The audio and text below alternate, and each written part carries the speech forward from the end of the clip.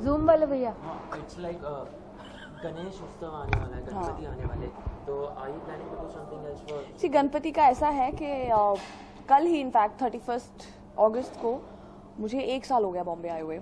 तो ये जो पूरा मंथ है सितंबर का, ये बहुत ही नॉस्टैल्जिक था मेरे लिए, क्योंकि मुझे बोला गया था अरे यार तू कितनी लकी लड़की है, जब गणपति आए उन्हीं दिनों में तू आई। और मैं तब कबूल है हमारा शुरू नहीं हुआ था, मुझे कोई नहीं पहचानता था। और पंजाब में ये गणपति जो है हम नहीं सेलिब्रेट करते हैं पंजाब में, ये हमने सिर्फ टीवी में देखा था। रियलिटी में इतने बड़े बड़े गणपति देख के और सेलिब्रेशन देख के मैं तो पागल हो गई थी।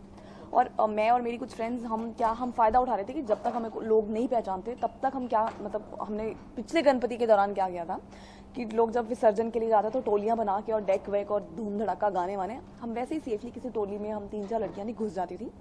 और वहाँ पे बड़ा अच्छा सा प्रोटेक्शन थी। वो जिस भी बिल्डिंग के गणपति होते होंगे ना, तो लड़कों ने ऐसे सर्कल बनाया होता था, ऐसे हैंड्स के साथ ही एक चेन बनाई होती थी, बीच में लड़कियां डांस करती थी। तो हम भी घुस जाते थे, हम बोल देते थे कि हम आपकी बिल्डिंग की नहीं है लेकिन हमें डांस करना है। तो पूरा गणपति जो था, और मेरी जो थोड़ी थोड़ी फ्रेंड्स बनी थी स्टार्टिंग में, वो उन्होंने मुझे अपने गणपति पे इन्वाइट भी किया था।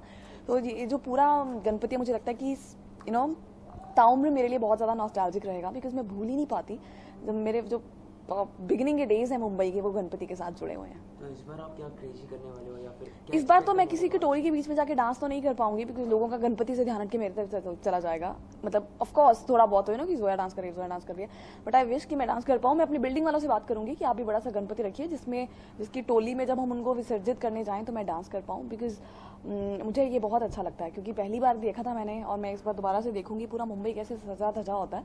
पंजाब में तो ऐसा बिल्कुल भी नहीं था, इसलिए मेरे लिए this is something very exciting.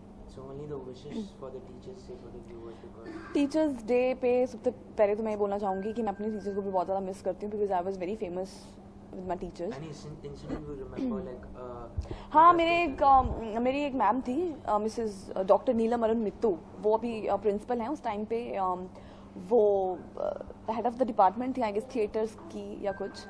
तो मुझे बोलती थी कि सुरभि तू इतनी शरारती है, और मतलब कभी कभी तो मन होता है कि अपनी मर्जी करती रहती है एंड ऑल दैट ही वो, बट ना ठीक है, तू जैसी है वैसी ही रहना और चेंज मत होना, कोई बात नहीं। मेरे जैसे लोग इंशाल्लाह तुम्हें मिलते रहेंगे फ्यूचर में भी, तुझे संभालने वाले एंड ऑल दैट।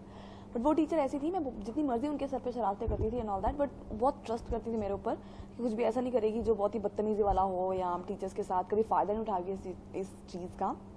सो तो मैं बहुत बहुत ज़्यादा मिस करती हूँ इस चीज़ को।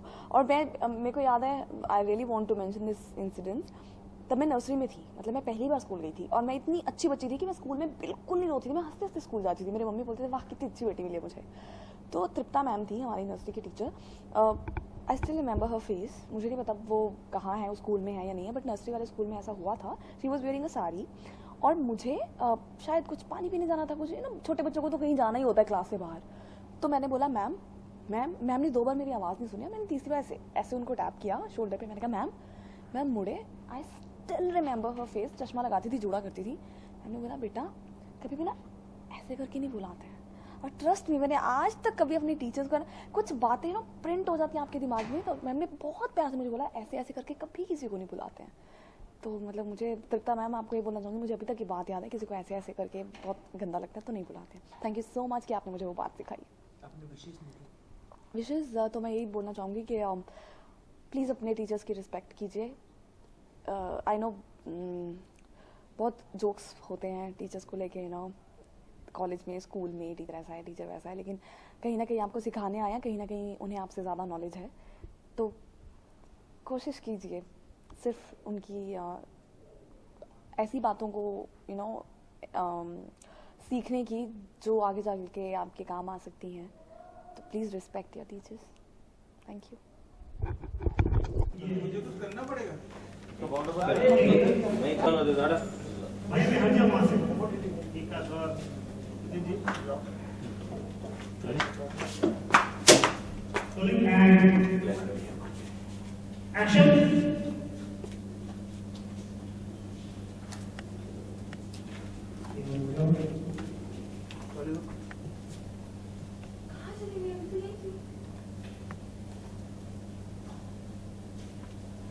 Go and trolley.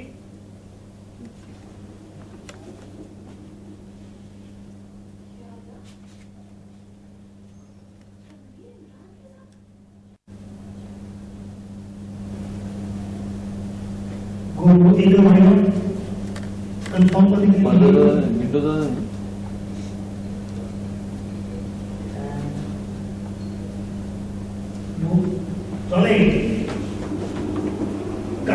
Cut. Yeah, it was